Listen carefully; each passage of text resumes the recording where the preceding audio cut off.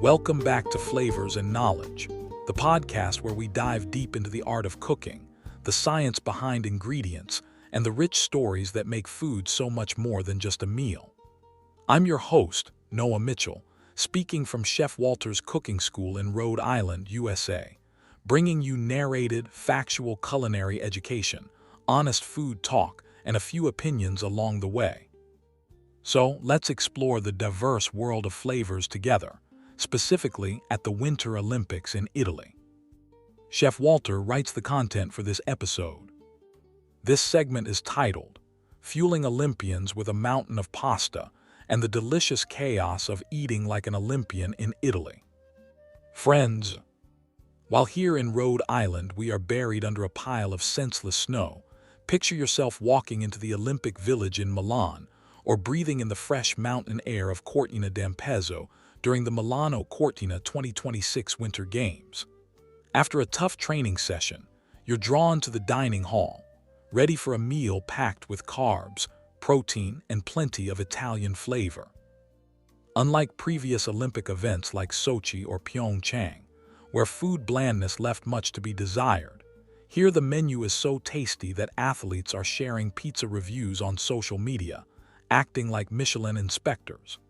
I am writing this piece as I have cooked at 4 Winter Olympics myself, starting with Salt Lake City in 2002, and can tell you firsthand what really goes on in those hall kitchens. I vividly remember one busy evening in Salt Lake City when the Canadian ski team stood, eagerly facing a mountain of pappardelle pasta. With the power out due to a snowstorm, we hurriedly improvised under emergency lights, turning the situation into a spontaneous culinary adventure. The athletes gathered around, laughing and joking, as we created a makeshift assembly line, cutting pasta with whatever tools were on hand. It was a moment of delicious chaos, blending the thrill of the games with the camaraderie that emerges over a shared plate of flour and eggs. Those are the moments that make cooking at the Olympics unforgettable. Imagine something like up to 4,500 meals whipped up daily in the Milan hub alone, nearly 4,000 in Corteena, and another 2,300 in Predazzo. That's a mountain of pasta, with around 600 kilograms dished out each day. To put that into perspective, it's enough to fuel approximately 1,200 downhill runs, underscoring the athletes' immense calorie needs. Athletes swarm the carb stations like kids at a candy store, loading plates with spaghetti, gnocchi, fettuccine, and lasagna. One American freestyler declared she's had the best pasta I've ever had here, while others admit to smashing entire pizzas post-practice. South African cross-country skier Matt Smith is on a mission, rating a quattro formaggi pizza an impressive 8.5/10, lasagna got a polite good, and even scored a custom South African flag pizza topped with herbs and cured meats. Talk about personalized fueling. And for a sprinkle of quirky trivia, the most popular midnight snack among athletes is a surprising choice: Nutella-stuffed croissants, while the oddest request, hands down, was for spaghetti covered in chocolate sauce, proving their adventurous and unusual taste buds. The Canadian women's hockey team can't get enough focaccia, and sometimes bread is more popular than pasta.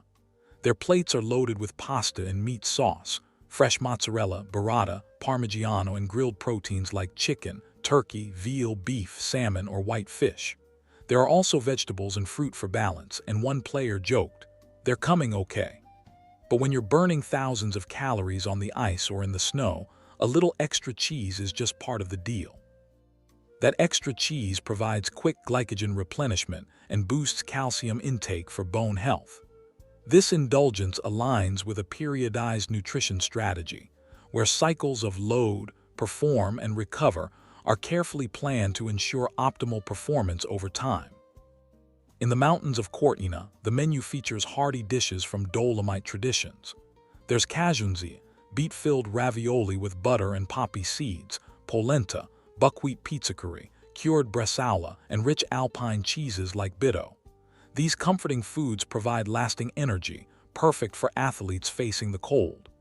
My nana served cajunzia after every ski race, shares local chef Marco Rinaldi, anchoring the dishes in a living tradition. One Swedish skier trying pizza curry for the first time exclaimed, "It's like a warm hug after a long day on the slopes." It's like nature's way of saying, "Hey, you've earned this warmth." Breakfast is far from boring. Athletes can choose eggs, yogurt, granola, and cereal, but some go straight for pizza or pasta to get their carbs early. For dessert, there's plenty of gelato, tempting tiramisu, and a molten chocolate tortino, like a lava cake, that sparked debates over whether it's better than Paris's famous chocolate muffin. One speed skater raved about it on video, and chocolate fans everywhere agreed. Now for the serious side of all this great food. Nutrition experts have everything planned out. Timing and balance are key. Picture a 70 kg biathlete mindfully dividing 140 grams of protein throughout their meals, spooning lean meats and eggs to help muscles recover. To perform at their best in winter sports, athletes get 60–70% of their calories from carbs on intense training or race days.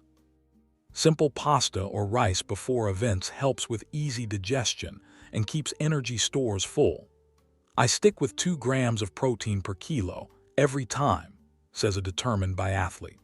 Chefs often face momentous challenges, such as accommodating last-minute dietary requests or managing ingredient shortages in mountainous terrain, which adds a layer of complexity to meal planning. Fresh fruits, salads, and vegetables provide important micronutrients to help fight inflammation and support the immune system during cold weather. Staying hydrated is also essential, since dehydration can happen quickly in the dry mountain air.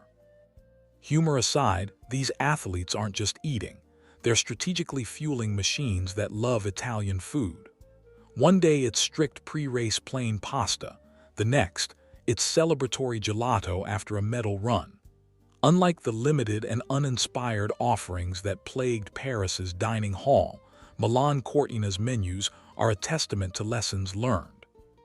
The villages prioritized variety, 24-hour access, vegetarian and international options, and religious observances, showcasing a culinary evolution that reflects cultural nods to 93 nations. While medals are earned on the slopes, much of the excitement happens in the dining hall. Enjoy the wonderful food, champions. May your plates be full, your energy high, and your pizza slices always crispy and foldable. In conclusion, thanks for joining me on today's journey through flavors and knowledge. If you would like recipes associated with our podcasts, be sure to visit and subscribe free to our newsletter. All the links will be on the show notes. Remember to taste thoughtfully, cook with passion, and keep exploring the endless world of food. Subscribe for more, share with a fellow food lover, and I'll see you in the next episode. Until then, keep your eyes on the fire and stay curious. This podcast is produced by Simval Media, USA.